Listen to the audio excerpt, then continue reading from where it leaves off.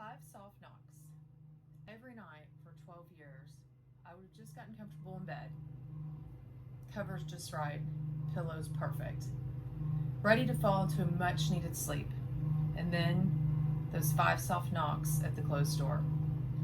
Padded little reminders that he was just outside the door and wanted to come in. For 12 years, Dooley and I played this game. Dooley seemed to be 5 feet long when he stretched out and fluctuated between 15 and 18 pounds, but he wore it well and he never looked fat, only fluffy. His fur was longer than my hair at times, soft as a mink and orange all over, including his gigantic orange eyes. Dooley was my cat, but more than just a cat. Dooley was a companion to me. He grew up with my boys and now daughter. Dooley was a constant in my ever-changing life. I may not know what's going to happen the next day, but I knew every night I would hear those soft knocks at my door, and Dooley would be waiting for me to let him in so he could jump on the bed, walk around the entire bed, and eventually end up on top of my head. Dooley was no ordinary cat. He was born to a feral mother I took in, not knowing that she was pregnant, and after a few weeks of feeding this scrawny calico cat, on Halloween, she blessed us with 6 kittens. 2 black cats, 1 gray and white, and 3 orange. Dooley was the runt, and the only one that was orange from head to toe. Dooley may have been the runt, but what he lacked in size, he made up in smarts. Me, having 2 small children at the time, a 1-year-old and a 4-month-old, I was not going to keep a kitten, no way. And week by week, these kittens grew, and about week 3 or 4, Dooley realized he could claw his way onto my bed, and which to any cat person knows that is the best way to a human's heart. Every night, Dooley had sense enough to cuddle up next to me. Now, I like to think it was because he loved me, but I really think it was just because he wanted to stay warm.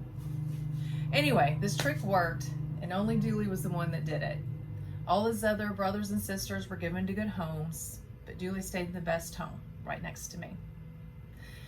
As the years passed, Dooley endured 3 growing boys, 4 or so dogs, other cats, and now a little girl.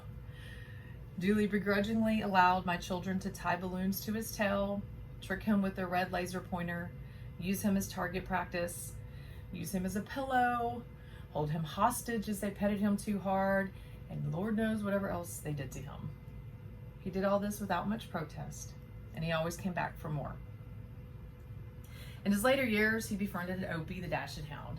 Nightly, Dooley and Opie would box round after round, and he would just sit and let Opie bark incessantly into his ears. And he would nip at Dooley's neck and ears until one night Opie finally bit Dooley a little too hard, and Dooley ended up in a cone with stitches. Through all this, Dooley did not hurt Opie, nor did he hurt my children. He just played along.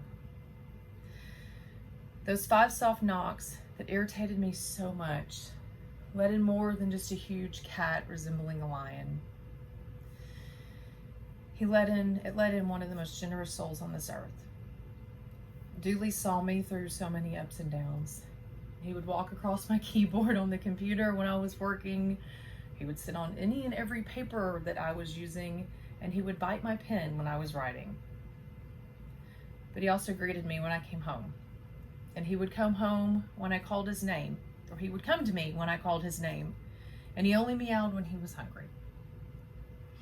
He was my comfort, my little motor on my head at night. Dooley died November 17th, all alone.